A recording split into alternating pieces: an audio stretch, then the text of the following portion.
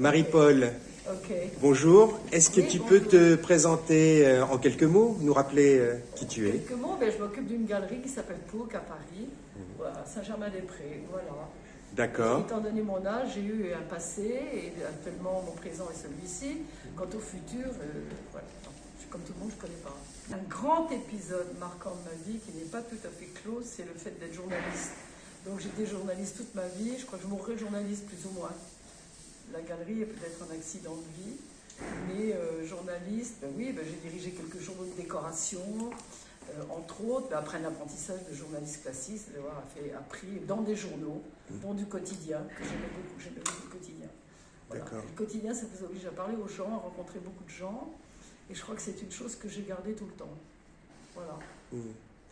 D'accord. Alors, nous sommes aujourd'hui réunis pour parler de Fred Goudon, Fred Goudon, dont tu exposes en ce moment au sein d'une exposition collective oui, sur l'érotisme. oui. Trois portraits, on peut dire, non, trois photos, trois nus masculins, Oui. dont deux aquatiques. Est-ce que tu peux nous dire comment tu les as sélectionnés? Alors, dans l'exposition que j'ai intitulée Les chemins du désir, je suis très fière de mon titre, je reste dans le journalisme, j'ai incorporé les photos de Fred, qui étaient évidentes, parce que il y a l'érotisme masculin, féminin, etc. Et je connaissais le travail de Fred, puisque j'avais découvert Fred il y a 1 an à peu près, et après la découverte de son travail de manière tout à fait anecdotique, je lui avais consacré une exposition.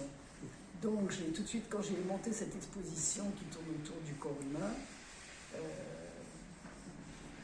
j'ai appelé Fred pour avoir quelques photos de lui. On en a choisi 3. Voilà.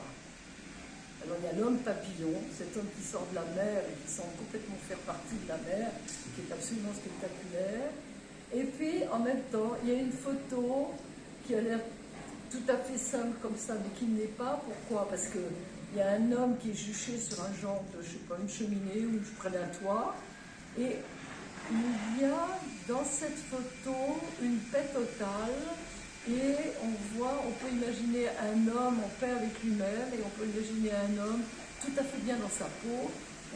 On l'imagine en vacances, il est face au soleil, il aime le soleil, c'est la perfection même d'un matin heureux. Alors c'est pour ça, le désir, ça peut aussi être un désir de matin heureux avec un homme heureux. Voilà. J'aimerais insister sur la manière dont j'ai trouvé le travail de Fred, parce que c'est quand même important. Vas-y. Alors, j'habite de temps en temps en Bretagne et j'étais allée dans mon intermarché de Guéméné, très exactement près de Pontivy. Et je dois dire que cet intermarché est remarquable parce qu'il a une très très bonne bibliothèque. C'est un des rares dans lequel apparemment les gens de Guéméné lisent.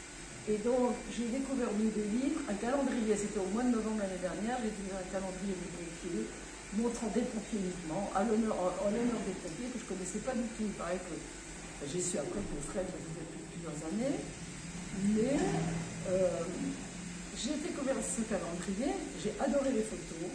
Et j'ai tout de suite repéré le contact du photographe et je l'ai appelé. Je ne connaissais pas du tout. Je lui ai posé une question qui me fait encore rire, une galéjade entre nous, enfin une rigolade, parce que je lui dis, est-ce que vous prenez pour une star? Et il restait un peu comme ça, sans moi. Il me dit pourquoi? Parce que si vous prenez pour une star, c'est même pas la peine qu'on continue à se parler. Et finalement, on se parle encore aujourd'hui.